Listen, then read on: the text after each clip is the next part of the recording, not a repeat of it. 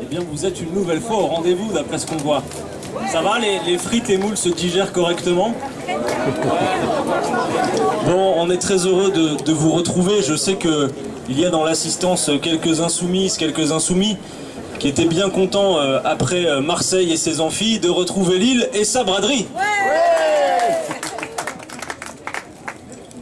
Je veux remercier d'abord en votre nom à toutes et tous, et sans faire d'exception, toutes les personnes, femmes et hommes, mobilisés pour l'organisation et la bonne tenue de cette braderie, de façon générale. Je veux que nous puissions les applaudir.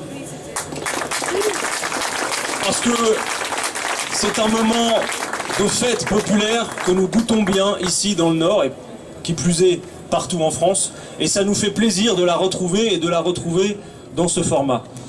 Je veux dire aussi que l'événement qui se tient ici sur le stand pendant les 2 jours de braderie ne peut se tenir que grâce au concours toujours formidable des dizaines de bénévoles de la France Insoumise qui se sont mobilisés dès 5 h ce matin et qui le seront jusque demain soir, et qui donnent à voir ce qu'est ce mouvement.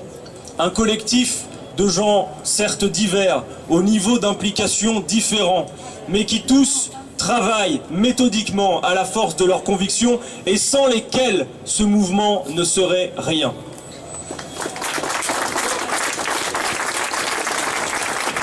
Parce que c'est sûr, Hugo et moi, depuis maintenant un peu plus d'1 an, recevons sans cesse partout, et cela nous touche, des remerciements pour notre travail et celui du groupe parlementaire, les 17, comme vous avez pris l'habitude de les appeler. Mais nous devons dire et répéter que ces 17 sont une partie et non un tout de la France Insoumise, et que sans les militants, sans les bénévoles, ces 17-là ne seraient rien, mais que ces 17, plus tard il y en aura d'autres, couplé à la formidable énergie de ce mouvement, ça fait une force qui est aujourd'hui non seulement la première force d'opposition face à Macron, mais qui plus est, et c'est inédit depuis peu, la force mise en tête, considérant le fait qu'elle ferait mieux que ceux qui nous gouvernent. Et cela, c'est inédit.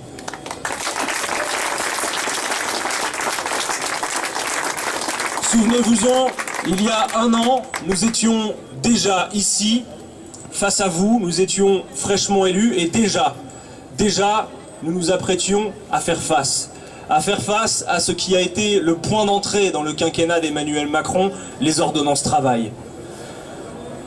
Une facilitation en règle des licenciements. Et c'était la porte d'entrée, nous l'avions dit, nous savions ce qu'Emmanuel Macron préparait. Mais s'il fallait faire d'ores et déjà le bilan de cette première année, on peut dire que le pays paye un lourd tribut de cette fameuse marche. Les ordonnances travail, la SNCF, les services publics, les choix budgétaires, les renoncements écologiques, et puis bien évidemment, alors que nous avions un président de la République qui nous annonçait qu'il allait tout changer sur le fond, mais aussi sur la forme, jusqu'à l'exercice du pouvoir, a fait cette démonstration implacable, avec l'affaire bien sûr Benalla, mais également les révélations sur Monsieur Colère, mais également les révélations sur Madame Nyssen, j'en passe, et des meilleurs, que la République exemplaire, c'est encore malheureusement d'abord et avant tout, et plus que jamais, la République des affaires.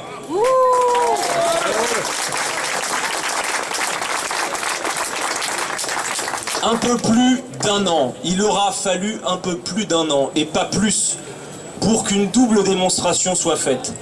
D'abord, qu'Emmanuel Macron, loin d'être le révolutionnaire, comme le prétendait son bouquin, est le grand continuateur qui poursuit le travail engagé par ses prédécesseurs, messieurs Sarkozy et Hollande, en poursuivant cette logique libérale, quoi qu'on y mette des nuances différentes, qui nous fait courir à la catastrophe que nous voyons devant nos yeux. Par conséquent, je dis aux commentateurs qui observent de près les résultats de la politique d'Emmanuel Macron, ne gaspillez pas votre énergie à espérer trouver autre chose comme résultat, pour la raison que les mêmes causes produisent toujours les mêmes effets, et que ce soit la politique de M. Sarkozy, de M. Hollande ou de M. Macron, comme la trajectoire est la même, il y a fort à penser que le résultat ne puisse pas être différent.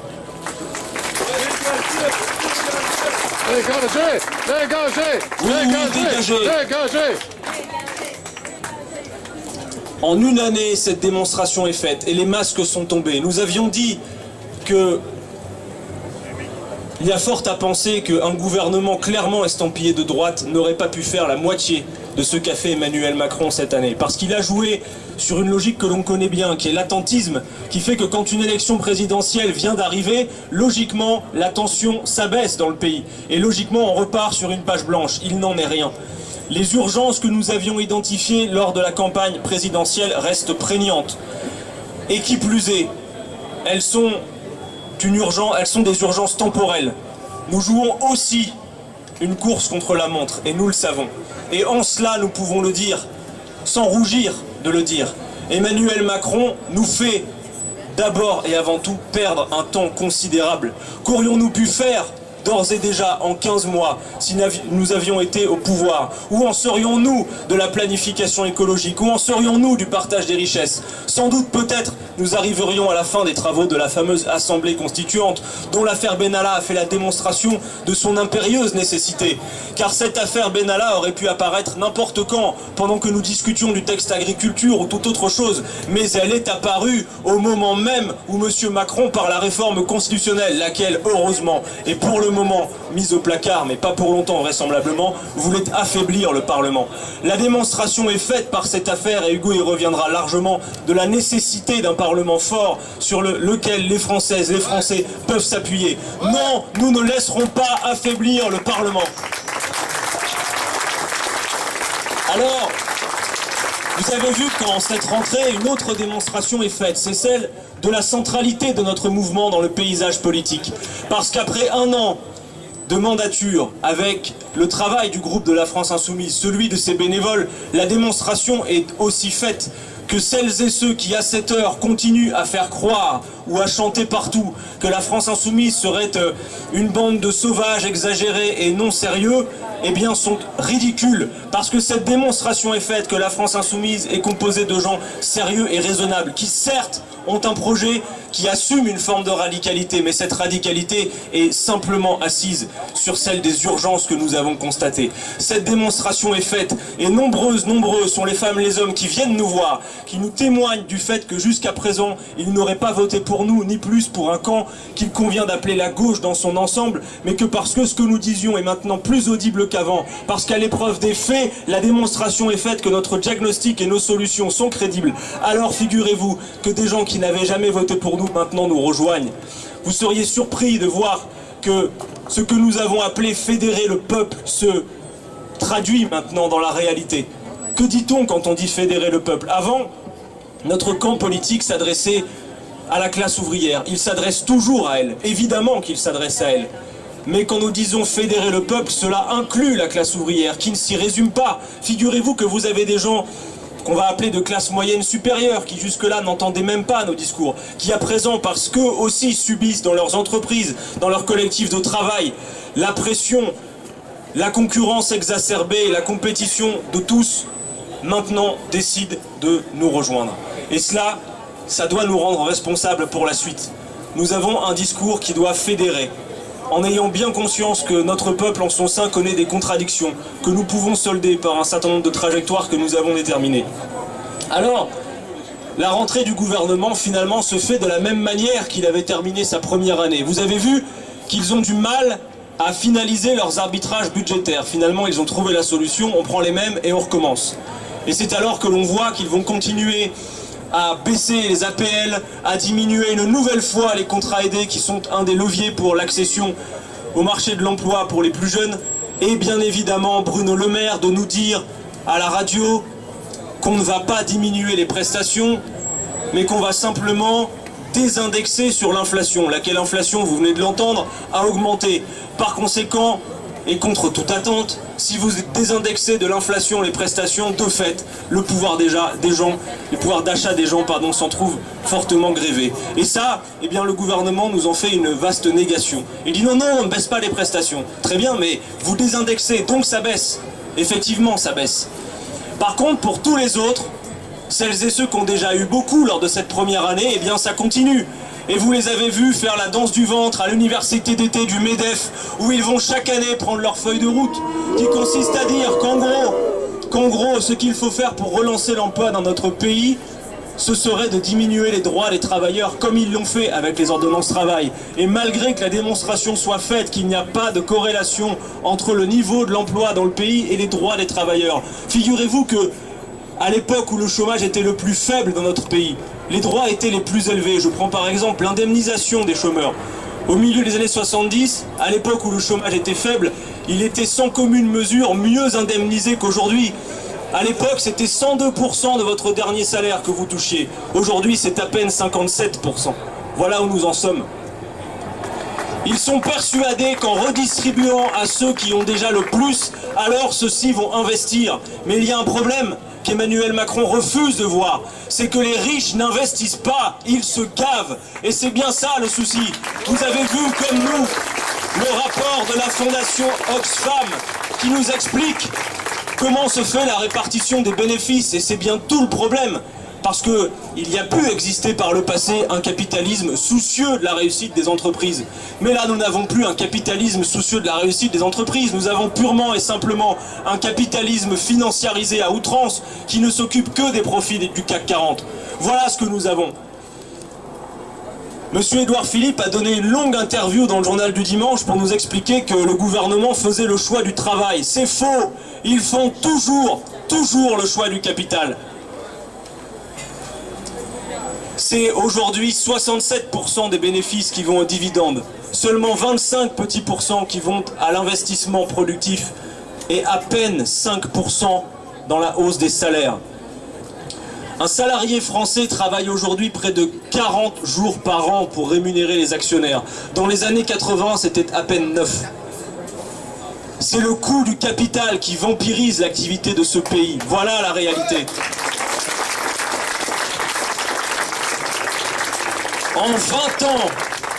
En 20 ans, le niveau des dividendes a augmenté de 200%. Le niveau des salaires, le salaire moyen, n'a augmenté qu'à peine de 14%. Par conséquent, il est faux de penser qu'avec ces recettes de sorciers, on va pouvoir obtenir quelque changement que ce soit. Parce que, y compris sur le pouvoir d'achat, ce sont les rois de la fumisterie. Ne cessez jamais de réexpliquer certains fondamentaux qu'ils refusent. Expliquez toujours autour de vous que dire que quand on supprime ou qu'on diminue les cotisations sociales, on augmente le pouvoir d'achat, c'est absolument faux. Pour la raison que les cotisations sociales sont une part du salaire socialisé. Emmanuel Macron ne fait qu'une chose, vous donner dans une poche ce qu'il vous a pris dans l'autre et rien de plus. Nous savons comment nous pourrions augmenter le pouvoir d'achat. Et plutôt que d'aller faire les poches des retraités comme ils le font, il ferait mieux de s'employer à faire les poches des fraudeurs et des évadés fiscaux qui nous coûtent chaque année la bagatelle de 1 600 € par an et par contribuable. Voilà le prix de la fraude, voilà le prix de l'évasion. Il est plus que temps dans ce pays de partager les richesses. Non pas par esprit vengeur, mais parce que l'activité restera atone tant que nous n'aurons pas fait cela. Et c'est la raison pour laquelle nous portons encore cette solution de l'écart maximum des salaires de 1 à 20 dans l'entreprise. C'est la raison pour laquelle, par exemple, plutôt que leur tergiversation sur un bricolage inepte qui s'appelle le prélèvement à la source, nous proposons une véritable révolution fiscale qui ferait qu'on n'aurait plus 5 tranches, mais 14 tranches d'impôts, et que cet effet aurait une meilleure répartition, que celles et ceux qui gagnent moins de 4 000 € par mois avec nous paieraient moins d'impôts. Nous sommes, nous, soucieux de l'entreprise, parce que nous ne confondons pas l'entreprise des grands patrons qui agissent comme des vampires avec la grande masse des patrons de PME, de TPE qui n'attendent qu'une chose, c'est que leur carnet de commandes se remplisse, c'est d'avoir des pouvoirs publics soucieux d'une activité qui ait un sens. Voilà ce que nous voudrions faire à cette heure.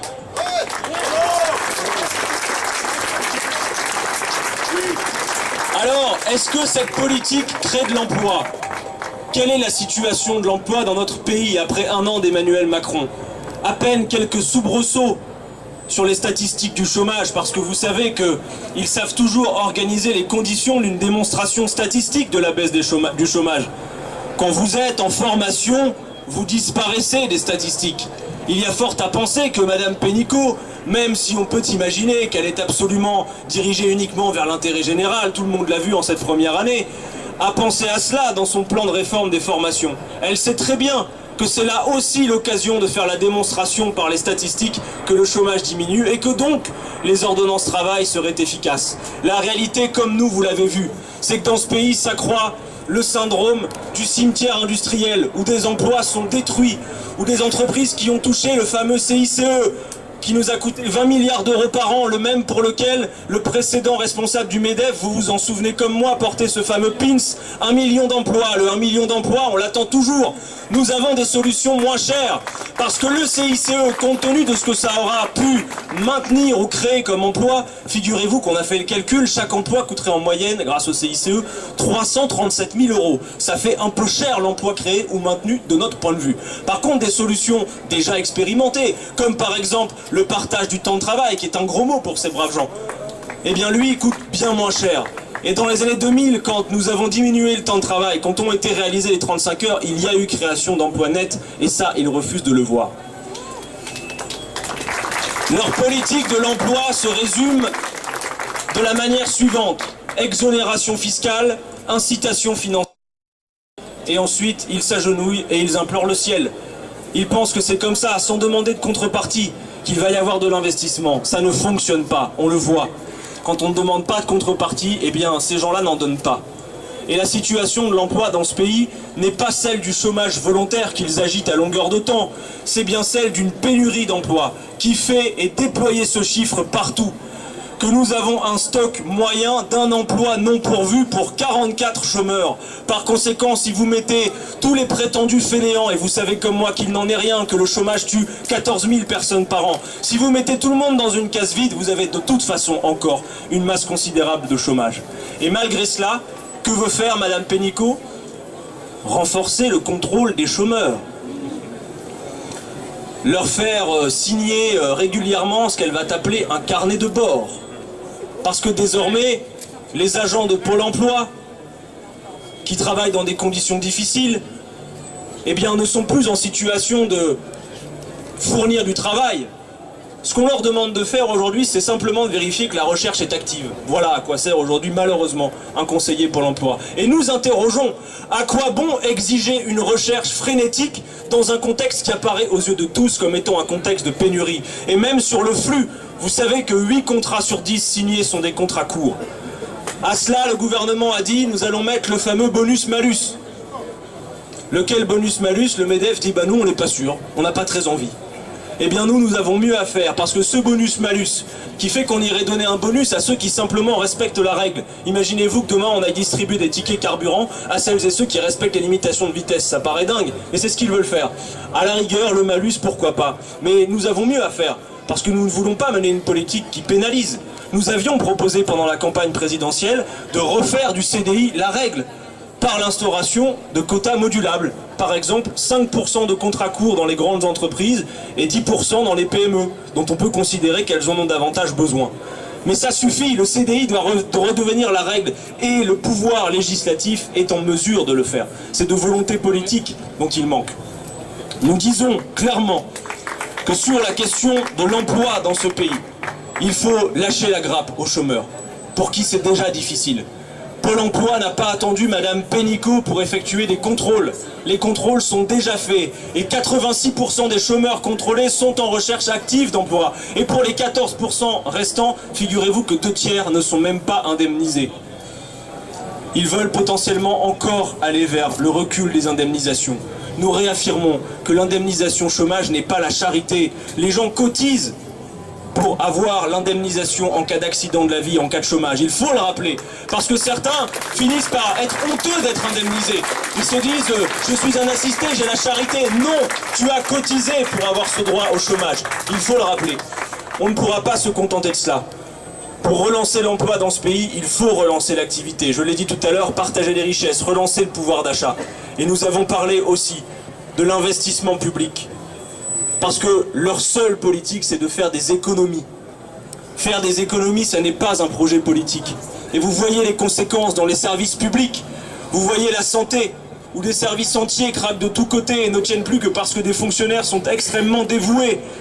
Parce que des syndicalistes, oui, des syndicalistes tiennent la barre et subissent dans cette période, et quel qu'en soit le secteur, une chasse aux sorcières.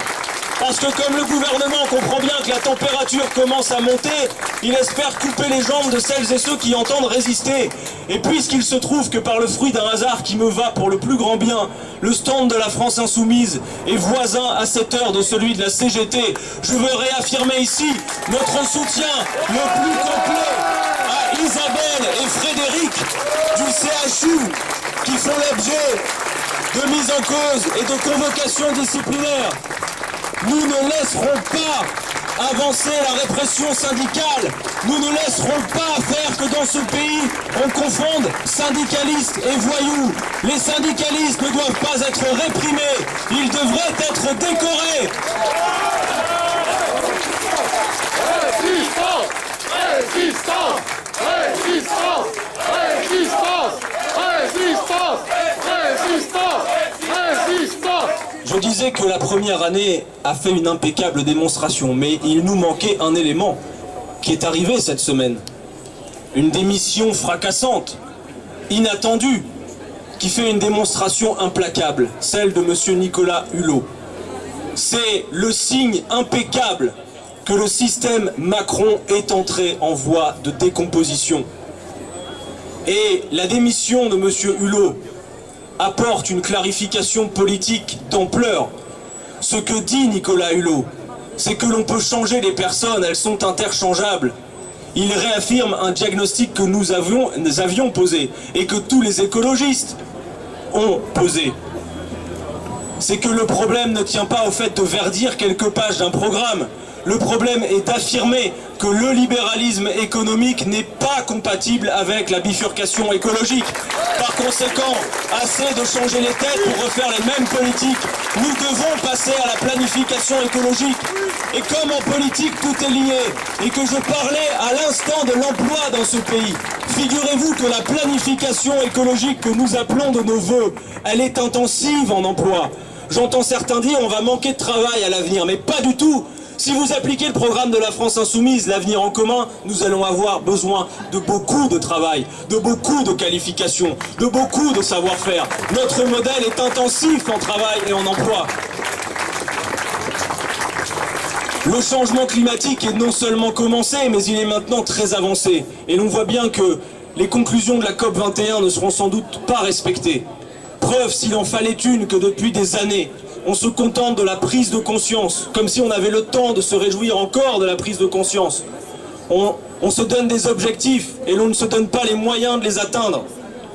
Cette affaire dépasse largement les clivages politiques. Notre génération est mise au pied du mur concernant le changement climatique. Nous allons devoir nous y employer. Et c'est un défi à la fois grave, de par l'issue tragique qu'elle revêt, à savoir le risque de l'impossibilité de la vie humaine sur Terre. Mais c'est à la fois un défi passionnant. N'est-ce pas plus enthousiasmant de se lever le matin en se disant qu'on a organisé le travail de telle manière que l'on passe à la planification écologique, qu'il y a du sens à ce qu'on fait? Franchement, la planification écologique ou la compétition qui n'a aucun sens?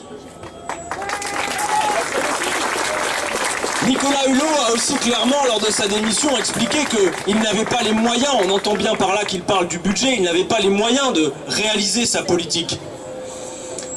Et sa démonstration nous permet aussi cette petite réflexion.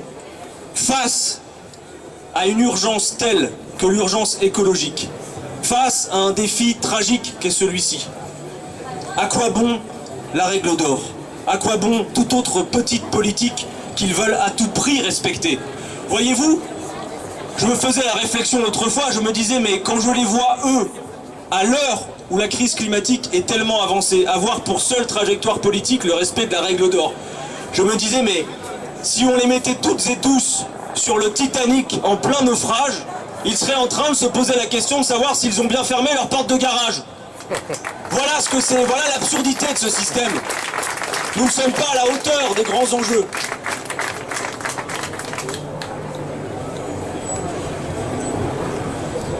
Dans le même temps, vous les voyez nous dire qu'il y aurait un problème avec l'immigration, reprendre les mots les plus abjects de l'extrême droite. Or, nous leur avons expliqué, notre position n'a jamais varié sur la question.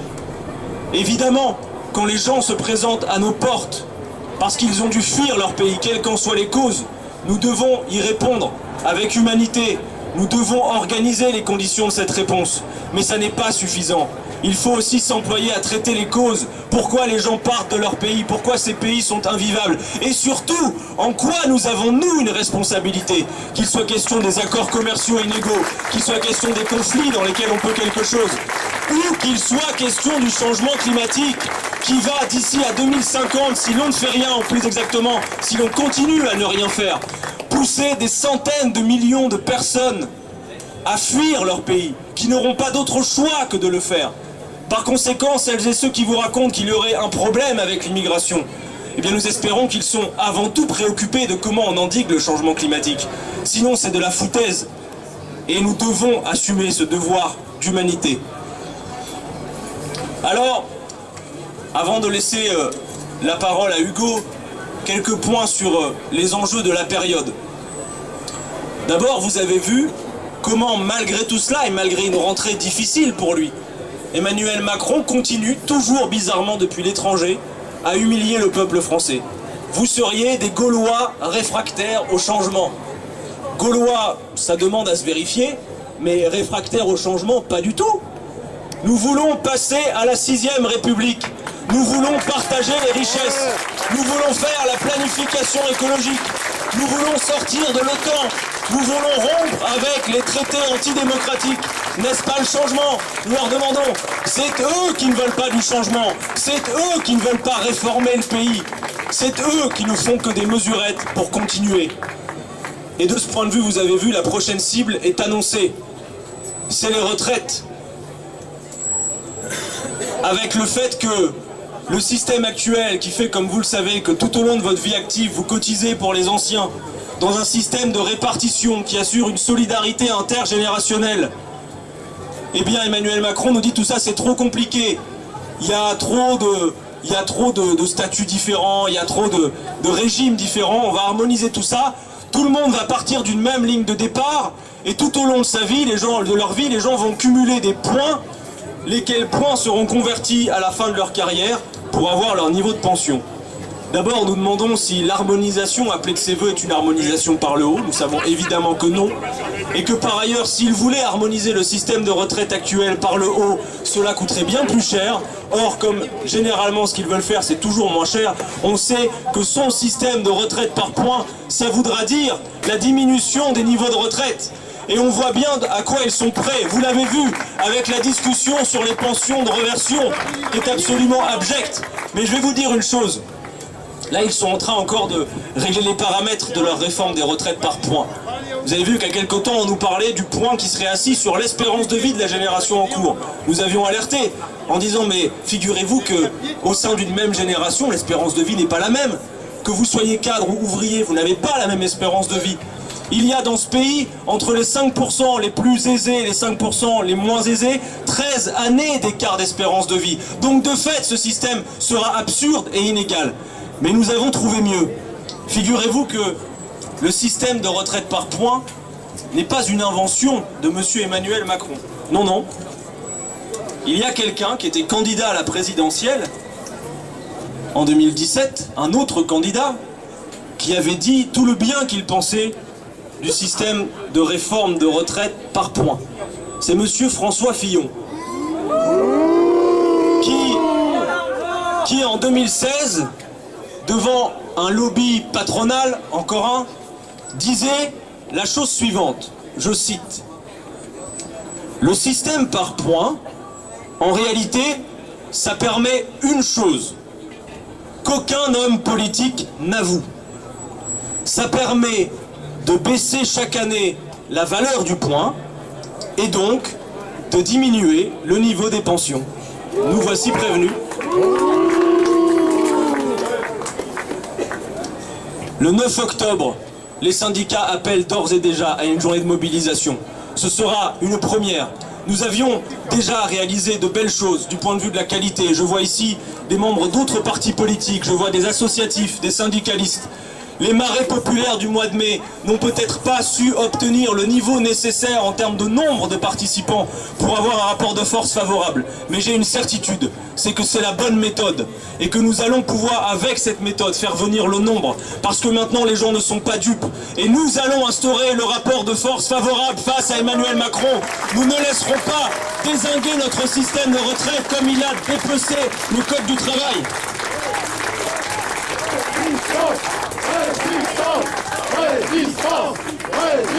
Alors, nous sommes là sous le beffroi et autour de nous d'autres stands de partis politiques. Et à l'instant, des journalistes venaient m'interroger et deviner à cette période quelle a été leur question. Les municipales, comme si c'était une urgence absolue, comme si c'était maintenant qu'il fallait en parler. Alors on a vu s'agiter cette semaine dans les colonnes d'un fameux journal régional, toutes sortes de personnes qui, sans nous dire ce qu'elles voudraient faire pour la ville, ont très envie d'aller à la municipale. Très bien, qu'ils y aillent. Nous n'oublions pas que, avant tout, il y a d'autres échéances. Et d'abord une, celle des européennes. Et nous n'allons pas outrepasser cette échéance qui a de l'importance. Pour le reste, et c'est une surprise pour à peu près personne, oui, il y aura, c'est un scoop, hein, on va le redire, oui, il y aura une liste France Insoumise aux élections municipales de 2020. Il y aura cette liste et sont appelés à venir travailler à nos côtés toutes celles et ceux qui le voudraient. Parce que ce n'est pas la France Insoumise qui change de stratégie. C'est autour d'elle que l'on change d'opinion à son propos. C'est autour d'elle que des gens comprennent pourquoi nous avons fait la France Insoumise. Non pas pour humilier ou écraser qui que ce soit, mais parce que nous pensions qu'il y avait besoin d'une nouvelle méthode et que cette méthode semble plutôt vérifier son caractère opérationnel. De la même manière que je vous appelle à rester clair sur cette méthode qui assure notre lisibilité, soyez bienveillants, soyez accueillants et faites de la place dans nos rangs pour toutes celles et ceux qui voudraient nous rejoindre. Mais avant cela, il y aura l'élection européenne. Et nous avons quelques candidats parmi nous. Je vois notamment le camarade Julien Poix. Alors, dans la période, vous avez vu qu'ils nous disent que peut-être nous aurions changé de discours parce que nous avons dit que nous voulions faire de cette élection européenne un référendum anti-Macron. Oui, nous allons faire de cette élection européenne un référendum anti-Macron. Et on est à l'aise pour dire que faire un référendum anti-Macron, ça ne veut pas dire qu'on déteste l'Europe, comme le dit M. Castaner ou M. Griveaux. Détester l'Europe, ça ne veut à peu près rien dire, pour la raison que l'Europe, c'est une réalité géographique, les amis. Et non, notre programme n'est pas de découper la France et de l'arrimer pour aller je ne sais où. Nous dénonçons une construction politique particulière de l'Europe, et non pas l'Europe en tant que telle. Et ce n'est pas nous qui détestons l'Europe, c'est cette construction politique particulière qui la rend détestable, ce qui n'est pas la même chose. Il n'y a donc pas un clivage entre d'un côté les européistes et de l'autre côté les anti-européens, pour la raison qu'en ce qui nous concerne, nous ne sommes ni l'un ni l'autre.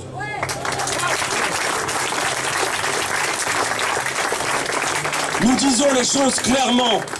Celles et ceux qui racontent que l'on peut mener une politique progressiste, sociale et écologiste ambitieuse dans le cadre des traités actuels mentent. Ce sont des acteurs. Ces traités européens empêchent d'harmoniser socialement et fiscalement. Par conséquent, toutes belles paroles avec lesquelles par ailleurs nous serions d'accord ne sont que de belles comptines et des paroles vaines si l'on ne se donne pas les moyens d'appliquer notre politique. Nous savons que notre programme n'est pas applicable dans le cadre des traités européens. Par conséquent, si nous étions en responsabilité, il s'agirait pour nous de dire oui, nous voulons un SMIC européen. Oui, nous voulons l'harmonisation fiscale au niveau européen. Oui, nous voulons en finir avec les pesticides. Et le plan A, c'est de dire que nous essayons d'en convaincre toute l'Union européenne, de faire autre chose. Et le plan B, c'est de dire que s'ils ne sont pas d'accord, nous le ferons quand même. Et figurez-vous que le faire quand même, ça ne veut pas dire avoir un discours d'isolement. Parce que ce n'est pas nous qui, sur l'Europe, sommes isolés. C'est nous qui, à cette heure, sommes en pleine construction d'un mouvement européen qui s'appelle Maintenant le Peuple et dans lequel vous avez des partis et des mouvements de toute l'Europe. Maintenant, le peuple, c'est ce que nous voulons dire. Et c'est ce que nous ferons lors de ces élections européennes. Le principal enjeu pour nous va être la participation populaire. L'élection européenne est habituellement caractérisée par une très forte abstention. C'est contre celle-ci que nous devons lutter à cette heure. Parce que quelle que soit leur motivation pour le faire, qu'il s'agisse de sanctionner la politique d'Emmanuel Macron ou qu'il s'agisse de sanctionner cette construction européenne, ce qui est à peu près la même chose, parce que les amis, entendez bien que le code du travail, les retraites, les choix budgétaires, c'est directement l'Union européenne qui la demande. Et Emmanuel Macron n'en fait que la pâle copie. Par conséquent, faire un référendum anti-Macron ou se prononcer contre cette construction européenne telle qu'elle est aujourd'hui, c'est faire exactement la même chose. J'en termine. Je vais vous redire pour conclure ce que je disais aux jeunes insoumis lorsque nous ouvrions les journées jeunes des amphis.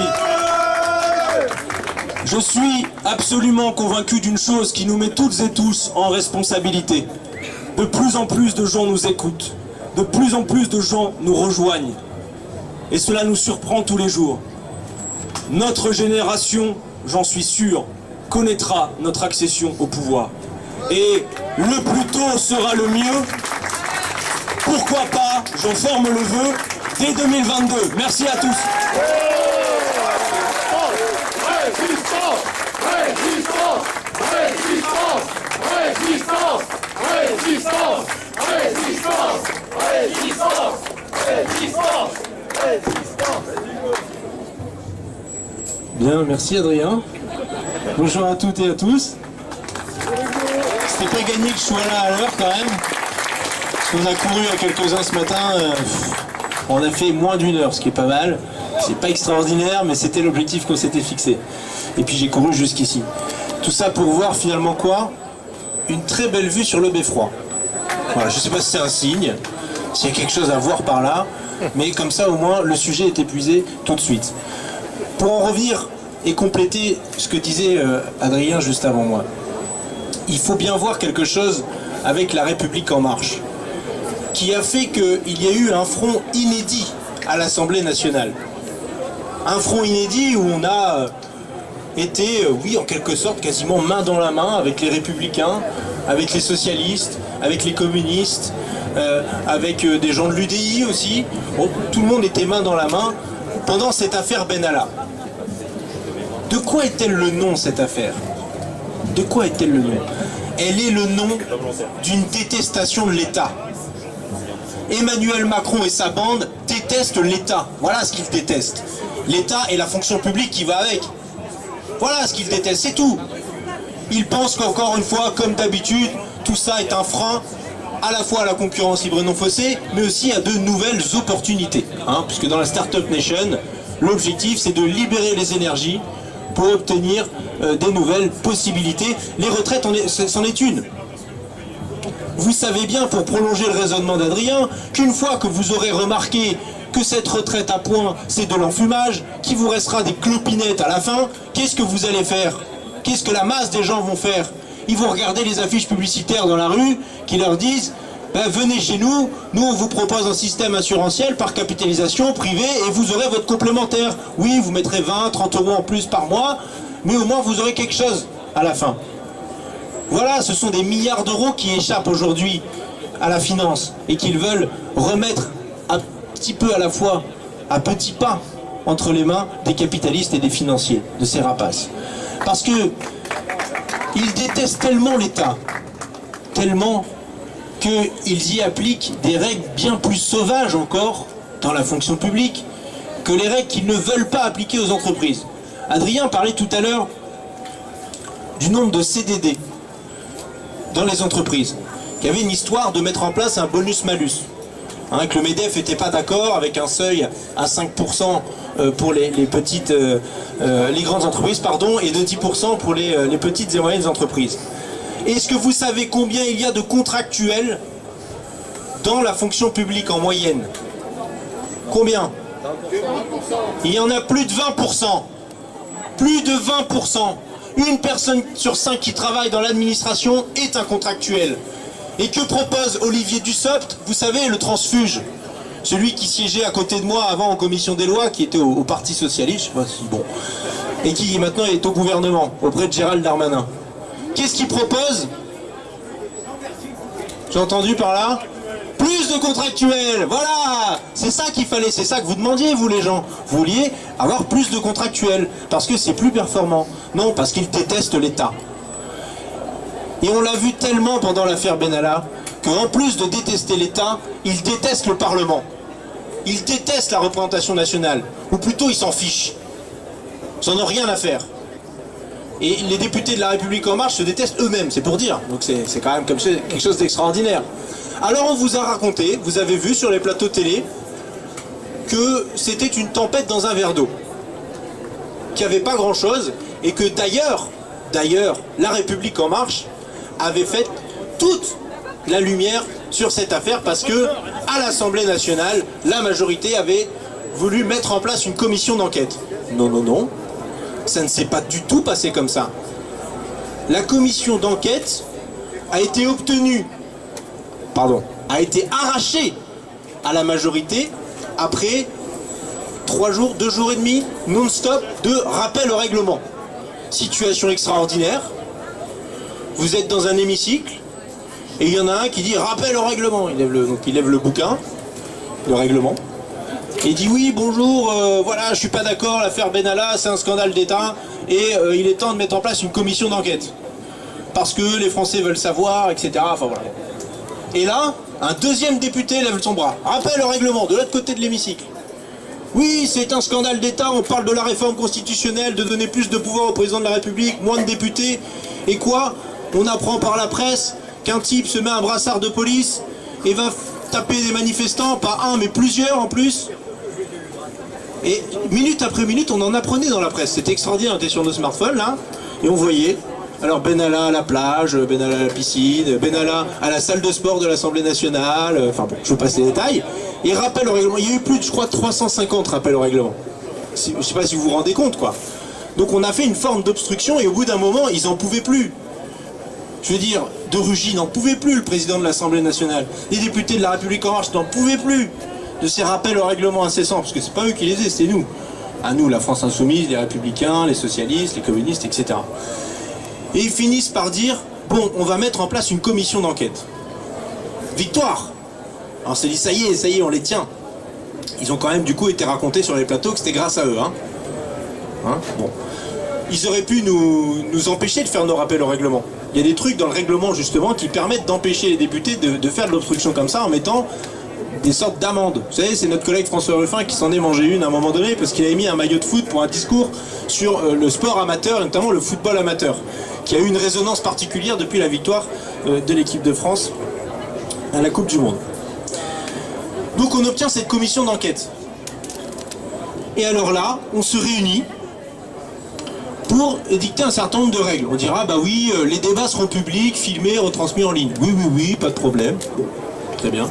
On pourra tous poser des questions à tour de rôle. Oui, oui, oui. D'ailleurs, ce sera le bureau de la commission qui décidera de la liste des personnes à auditionner. Oui, oui, oui, très bien, tout passe. Génial.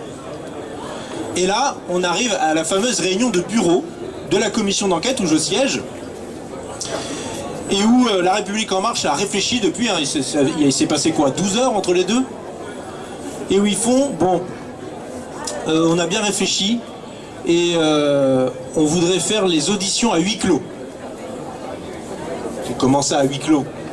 Vous voulez pas que les gens qui soient auditionnés, on puisse savoir ce qu'ils racontent quand même sur l'affaire Benalla? Je veux dire, tous les gens qui suivent ça dans la presse, et vous allez expliquer que nous, entre députés dans notre coin, on va entendre des gens et puis que personne n'en saura rien, c'est ça que vous êtes en train de nous dire. Ah non, non, non, le ministre de l'Intérieur, on veut bien, lui, hein, qu'il soit filmé. Ouais, parlez. Gérard, quoi. Le sinistre de l'Intérieur. Je me rappelle, c'est celui-là même qui en apprenait plus dans le journal. C'est vous dire si c'est un ministre. Et alors, il a fallu que je mette mon poids dans la balance, et quelques autres collègues de la France Insoumise et des socialistes et des communistes en disant, écoutez, moi si c'est à huis clos, je m'en fiche, je prendrai mon téléphone, je filmerai et je ferai savoir à tout le monde ce qu'il en est dans ces auditions. Quand bien même c'est réprimé par la loi. Quand bien même. Alors ils ont réfléchi, alors d'abord ils ont claqué la porte, oui c'est un scandale parce que ce qu'on était en train de se raconter était retranscrit sur Twitter en direct, j'ai même été accusé, comme j'avais dit que je tirais tout, alors c'était même pas moi, mais bon bref, peu importe. Et nous voilà le lendemain, la nuit portant conseil, les députés de la République En Marche qui disent « Il a toujours été convenu que de toute façon, les auditions seraient filmées et accessibles à tout le monde. » Hein, voilà. Et vous les voyez sur les plateaux télé en disant « Attendez, nous avons mis en place la commission d'enquête. Les auditions sont filmées. On a entendu le directeur de cabinet d'Emmanuel Macron. On a entendu le préfet de police. On a entendu le directeur de l'ordre public et de la circulation. On a entendu... Alors, on n'a pas entendu une partie des gens qui ont été entendus en Sénat, mais ça, c'est pas grave. Hein. Et donc, il fallait se contenter de ça. Mais non. Mais non. Heureusement qu'il y a le Sénat et les sénateurs. Je dis pas ça d'habitude. Hein. Je vous arrête tout de suite. Je suis pas très pro-Sénat. On pourra discuter du bicaméralisme pendant la constituante sur la 6ème République et du Sénat. Je suis pas très chaud. Mais là, dans la circonstance, il faut quand même reconnaître qu'ils ont fait le job et que eux, ils vont continuer à faire le job. Parce que leur commission d'enquête continue. Parce que vous avez lu dans la presse cet été qu'il y avait une histoire de coffre-fort avec des armes dedans qui avaient disparu. Que la femme de M. Benalla, enfin la femme, il devait se marier le jour où il était en garde à vue. Bon, ça, c'est des choses qui arrivent. Je ne veux pas être mauvais esprit, mais... Elle était censée être partie à l'étranger, avec des affaires. Finalement, ils l'ont retrouvée dans le 16e arrondissement.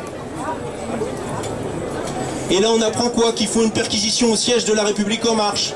Parce que vous savez, on parle beaucoup de M. Benalla, mais il y a aussi M. Kras qui était là aussi dans la manifestation, qui est un salarié de la République En Marche.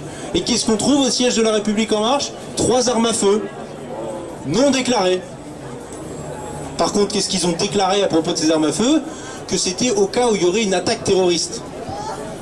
Hein, vous nous voyez là, vous, nous, là, derrière le stand, on a planqué 3 fusils à pompe. On sait jamais. Non, c'est un conseil de Castaner. Il m'a dit, écoute Hugo, fais gaffe parce qu'on sait jamais. Nous, à la République En Marche, on a pris 3 fusils à pompe. Bon. Vous voyez un peu le ridicule de la situation. Et on nous explique que ce n'est pas une affaire d'État. Et pourtant, on voit le préfet de police qui ne dit pas tout. Le chef, le commandement militaire de l'Élysée qui charge son collègue directeur de l'ordre public et de la circulation en disant, si, on était à table avec Benalla. On mangeait et on discutait justement du matériel qu'il aurait le 1er mai. Ah, donc il savait. On revoit l'autre et il disait, bah non, il m'a demandé dans l'absolu pour venir, pas le 1er mai, moi j'en savais rien. Et on voit comment tous ces gens, finalement, sont en train de régler leur compte. Mais le grand perdant, finalement, le grand perdant dans toute cette histoire, c'est l'État et l'ordre républicain.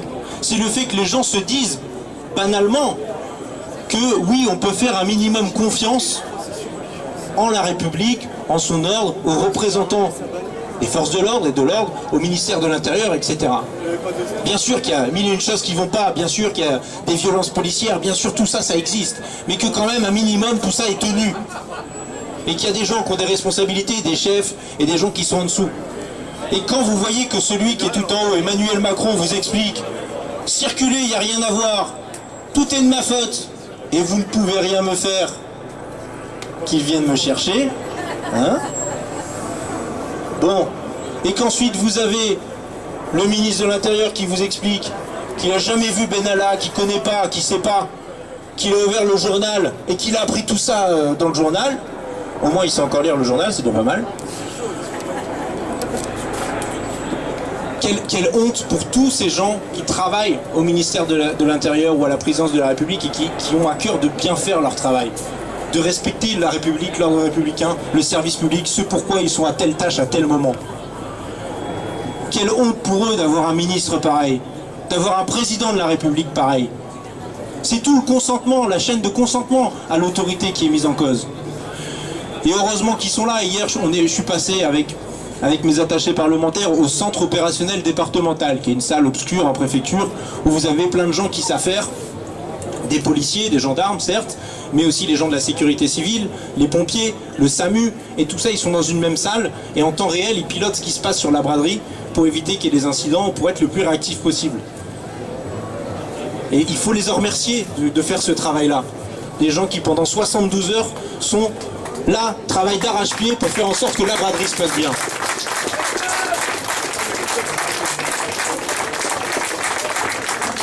Ils n'ont pas le ministre qui mérite, ça c'est sûr. Et alors je poursuis sur la police. Parce que même ça, ils veulent le privatiser. Même ça, c'est trop public pour eux.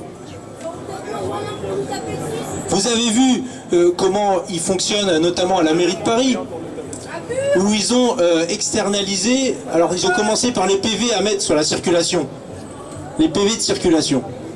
Ben, ils se sont rendus compte que l'entreprise privée qui faisait ça, elle faisait des faux PV, il y avait des bugs informatiques, donc il y a eu plus de 5000 personnes qui ont eu des PV qu'ils ne devaient pas avoir. Rendez-vous compte du truc. Bien évidemment que quand vous filez ça à une boîte privée, elle suit une logique de rentabilité. Elle se rentabilise, voilà. Et elle n'est pas dans une dimension d'intérêt général. On peut reprocher beaucoup de choses aux policiers, mais en théorie, ils ont encore cette capacité qu'on appelle le discernement, de savoir la proportionnalité, de mettre telle ou telle amende. Voilà, c'est ça qui fait que des fois, ils sont un peu sympas. Quand vous êtes arrêté, vous avez un peu déconné, bon, allez-y, circulez, c'est bon, allez-y, quoi. Ça arrive pas tout le temps, ça arrive pas tout le temps. Ça arrive pas souvent, mais ça arrive. Et qu'est-ce qu'on a aussi? Qu'est-ce qui s'est passé pendant cet été? Vous avez des CRS qui sont non pas en manifestation en train de nous taper dessus. Et oui, ils nous tapent dessus en manifestation. Et oui, un gouvernement de la France insoumise pratiquerait des stratégies de désescalade et ne ferait pas taper, ne donnerait pas l'ordre de taper sur les manifestants, tout simplement. Les CRS font autre chose l'été. Ils sont à la plage. Alors non pas à titre personnel, pour faire bronzette, mais ils viennent faire maître nageur sauveteur. Vous avez peut-être déjà fait attention que sur les plages, donc c'est maître nageur sauveteur, et c'est marqué CRS derrière, et ils s'occupent de ça. Et il y en a de moins en moins. Il y en a de moins en moins. Et Gérard Collomb a prévu qu'il n'y en ait plus du tout. Voilà, vous passerez par des agents privés, c'est terminé les CRS sur les plages. Comme si c'était une mission annexe. Mais vous ne pouvez pas d'un côté expliquer que vous voulez la police de sécurité du quotidien qui soit proche de la population, qui soit dans la discussion, dans l'échange et pas dans la matraque et le tonfa et le gaz lacrymo, et en même temps supprimer les CRS des plages. Vous pouvez pas expliquer qu'il faut lutter contre les rodéos, l'insécurité routière, etc. parce que ça emmerde tout le monde, et dans le même temps faire en sorte que le circuit à Lausanne, il y a un circuit de moto à côté à Lausanne qui permettait jusqu'à présent à des policiers de faire des cours de sécurité routière à tous ceux qui le voulaient, qui étaient mis à disposition. Ils sont plus mis à disposition parce que le ministère récupère ses effectifs parce qu'il y a besoin de monde. Vous ne pouvez pas faire en même temps de la sécurité du quotidien et faire tout son contraire. Ça, c'est insupportable, même sur ces thématiques-là. Et je sais qu'on n'en parle pas souvent de la police, de la sécurité, mais y compris dans ces domaines-là, la République En Marche fait du mal. Elle fait du mal à sa police.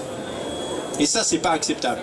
Et j'espère que la France insoumise au pouvoir pourra remettre sur pied une véritable police de proximité qui soit dans l'échange et qui puisse non pas faire baisser le niveau de la délinquance, parce qu'il ne faut pas se leurrer sur tout ça. La délinquance ne dépend pas du niveau d'intervention policière. La police n'est pas la cause de la délinquance. Vous êtes bien d'accord avec moi, c'est assez idiot ce que je suis en train de dire. La police n'est pas la cause de la délinquance.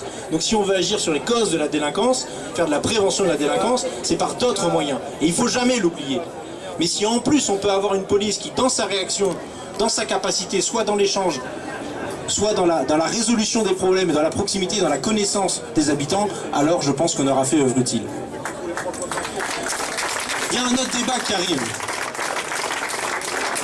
C'est celui sur la justice. Il y a une grosse réforme de la justice qui arrive, qui est dans les tuyaux, qui arrivera à l'automne prochain. Et il prévoit notamment de mieux utiliser les moyens du ministère de la Justice. Alors on a une situation assez extraordinaire au ministère de la Justice. Vous avez une augmentation du budget de 4% entre 2018 et 2019. Une des plus fortes augmentations de l'histoire, etc. Donc on vous vend du rêve.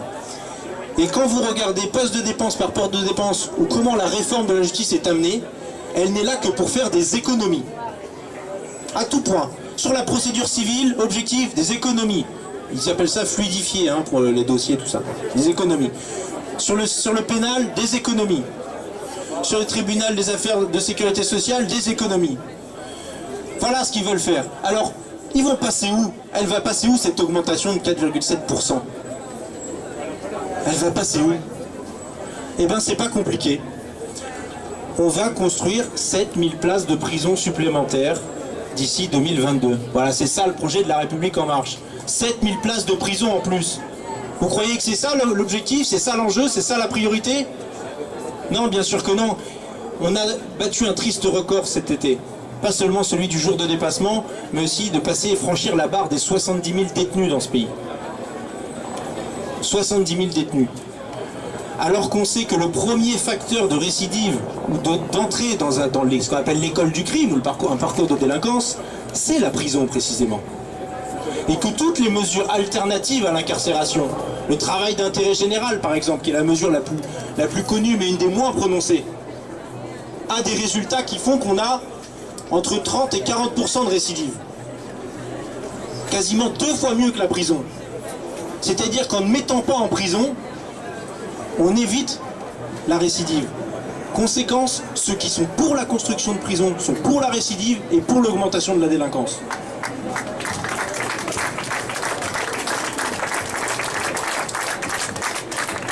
« 7000 places de prison, alors qu'il y a tellement de choses à faire. Tellement d'endroits où on pourrait mettre tout cet argent qui servirait bien mieux. Déjà à retaper celles qui existent déjà. Parce que pour moi qui suis allé en visiter maintenant 6, c'est pas la joie, hein, pays des droits de l'homme, tout ça. La prison Club Med, oubliez. Hein. S'il y en a un de vous qui croit que la prison c'est Club Med ici, il me le dit, je l'embarque dans la prochaine tolle que je vais visiter. Hein.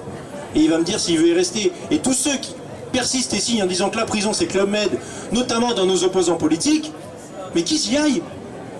Allez-y, allez au Club Med, faites un stage, 2 mois, 3 mois, 6 mois, vous verrez ce que c'est. Vous verrez ce que c'est.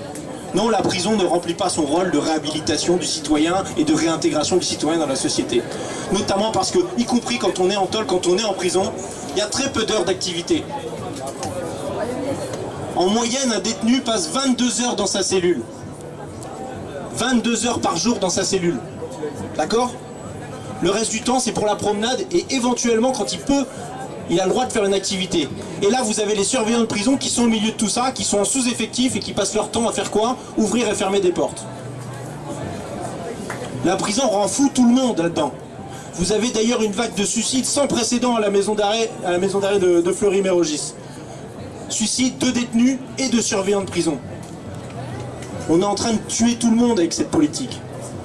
Et c'est pas possible de continuer comme ça. Ça va être une des prochaines batailles. Alors évidemment, l'écologie politique, c'est un axe qui est extrêmement important et qui devrait se décliner dans ces différents ministères. On pourrait faire des belles choses. On pourrait engager la transition énergétique et écologique dès maintenant. Mais je l'avais dit à Nicolas Hulot au bout de 2-3 mois quand on l'avait croisé à l'Assemblée, un peu en aparté, je lui ai dit, vous savez, il y a un ministère, moi je connais un petit peu, c'est le ministère de l'Intérieur parce que j'en viens. À mon avis, il y a un truc à faire pour les émissions de gaz à effet de serre, parce qu'il y a un type qui s'appelle Nicolas Sarkozy, je vous passe, qui quand il était ministre de l'Intérieur a une super idée pour faire des économies, parce que je vous répète, hein, l'objectif c'est de libérer les énergies, c'est-à-dire faire des économies. Il a dit, on va dieseliser le parc automobile de la police et de la gendarmerie. Donc tout diesel. Alors on a fait des économies, parce que le diesel ça coûte moins cher. Et puis parce que les policiers ça roule, je peux vous dire que les policiers et les gendarmes, les voitures ils les usent jusqu'au bout quoi. Hein. Bon des fois ils cassent un peu tout ça, mais... Donc, j'ai dit à Nicolas Hulot, discutez-en avec Gérard, dites à GG, écoute GG, il va falloir dédiéseliser ton parc là, c'est pas possible quoi. Hein, on parle quand même de plus de 150 000 personnes qui sur le terrain utilisent des véhicules tous les jours. C'est quand même énorme. C'est pas une petite histoire de 2-3 voitures dans un coin. Alors vous avez dans les préfectures, dans les DREAL ici ou là, 2-3 voitures hein, électriques parce que pour ça fait bien, mais vous avez la masse des voitures qui restent au diesel. Voilà la bêtise de ce fonctionnement de ce gouvernement et de leur prétendue action écologique où ils savent même pas faire l'union sacrée. C'est ce qui leur avait été dit par ma collègue Mathilde Panot en disant mais faites d'abord l'union sacrée dans votre gouvernement. Hein, parce que Nicolas Hulot appelait à l'union sacrée de tout le monde pour sauver l'écologie. Finalement, il a pris acte que ça n'avait pas fonctionné et il s'en est allé. Et pourtant, on a des propositions avec cette règle verte. C'est clairement un défi technique. Si vous dites demain, à tous les ingénieurs du pays, écoute, tu dois fabriquer le même produit, ou équivalent, en tout cas en valeur d'usage identique, mais que dans les composants que tu utilises, dans les matériaux que tu utilises, tu ne dois pas prendre plus à la planète que ce qu'elle est capable de renouveler, je peux vous dire que dans bien des cas, on se gratterait la tête comme ça. Et si en plus vous leur expliquez que l'obsolescence programmée c'est terminé, parce qu'on obligera des durées de garantie telles qu'ils seront obligés de concevoir les produits pour qu'on puisse les garder longtemps et qu'ils puissent être réparables, je peux vous dire que c'est un défi technique et technologique. Et oui, pour ça, à la fin, sans doute que les produits qu'on fera coûteront plus cher parce qu'il y aura plus de travail humain dedans. Et c'est encore une raison pour laquelle il faudra augmenter les salaires et augmenter le SMIC. Oui, augmenter le SMIC, c'est d'intérêt général. Et c'est d'intérêt écologique.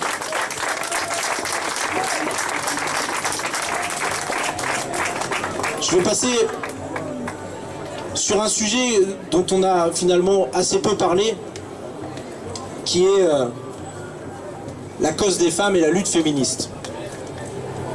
Elle se rejoint en bien des points avec ce qu'a dit Adrien tout à l'heure. Sur les retraites, vous savez que les premières victimes de ce système à points, ce seront les femmes.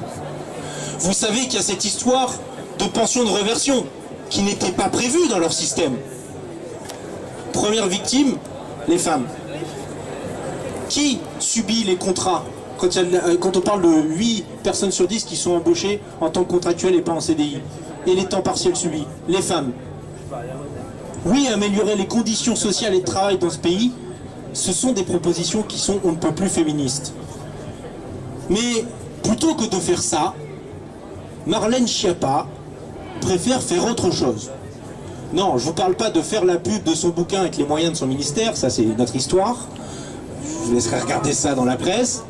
Non, elle a fait une loi de lutte contre les violences sexuelles et sexistes, qui, au départ, prévoyait un recul majeur de correctionnalisation du viol. Je ne sais pas si tout le monde a suivi ce débat, et c'était assez juridique et pointu, mais en réalité, le raisonnement de Marlène Schiappa était le suivant.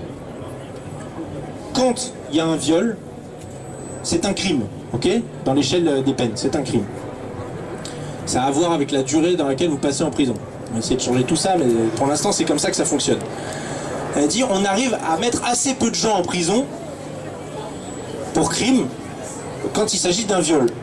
Donc, on va diminuer l'échelle et faire rentrer dans l'agression, l'atteinte sexuelle, la question de la pénétration qui caractérisait le viol auparavant. Cette fois-ci, c'est du correctionnel, l'atteinte sexuelle ou l'agression sexuelle. Le viol, crime, et en dessous, on est sur du délit, donc du correctionnel. En disant, ben au moins comme ça, il y aura plus de gens qui seront condamnés. C'était ça le raisonnement. Alors même qu'il aurait fallu renforcer la loi et faire entrer dans la loi la notion de consentement dans la question du viol, qui aurait permis de criminaliser et donc de faire en sorte qu'il y ait plus de gens qui ont commis des viols, de violeurs, qui soient condamnés. C'était ça l'enjeu, c'était ça l'objectif.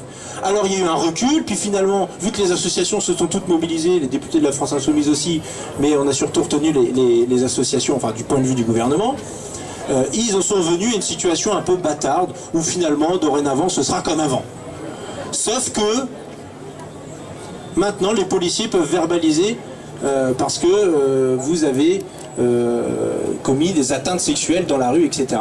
Or, on sait très bien que ça ne pourra être pas mis en place. Ce ne sera que du symbolique.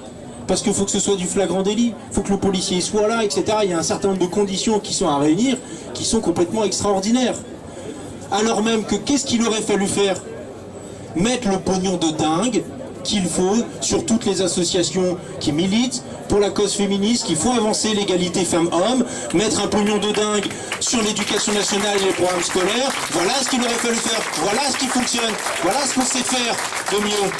Est-ce que vous croyez qu'il y est? C'est notre collègue Clémentine Autain qui avait regardé la part qu'on consacrait à l'égalité femmes-hommes dans le budget dans ce pays. 0,001%. Waouh! Ah là, on n'a pas vu Macron expliquer que c'était un pognon de dingue tout ça, hein. C'est sûr, c'est une goutte d'eau dans l'océan. C'est une goutte d'eau dans l'océan. Et là aussi, nous avons été au rendez-vous de cette lutte et de ces combats-là.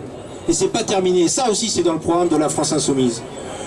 Donc j'ai envie de vous dire, parce que l'heure tourne et qu'il convient à un moment donné d'aller boire un coup, Je me suis retenu toute la semaine pour pouvoir courir le 10 km efficacement ce matin, donc j'espère pouvoir avoir au Graal de la journée assez rapidement. Bref, les amis, nous avons fort à faire à la rentrée. Des mobilisations, les retraites, il y aura des mobilisations aussi sur la justice, sur les services publics. On a vu avec les copains du CHU qui sont mobilisés, on les voit jeudi matin, c'est ça Adrien, on y retourne, pour les soutenir. Vous savez que les postiers sont aussi en lutte. Vous avez la SNCF continue d'être en lutte. Des tas de secteurs sont en lutte. Donc il faudra aider partout, vous pouvez quand vous pouvez. Je vous demande pas de faire tout, mais faites ce que vous pouvez. Allez aider les copains, parce que quand on est plus nombreux, on se sent mieux, on se sent plus fort, on se sent plus aidé, plus écouté. Et c'est comme ça aussi que ça marche. En se serrant les coudes. Parce qu'à la fin, c'est nous qu'on va gagner, on le sait. Et je vais terminer en disant vive la braderie, vive la République et vive la France. Maintenant le peuple, maintenant le peuple, maintenant le peuple, maintenant le peuple, maintenant le peuple. Macron, attention, on vient te chercher. Macron, Macron, attention, on vient te chercher. Macron, Macron, attention, on vient te chercher. Macron, Macron, attention, on vient te chercher. Macron, Macron, attention, on vient te chercher. Macron. Résistance, Merci. résistance, résistance.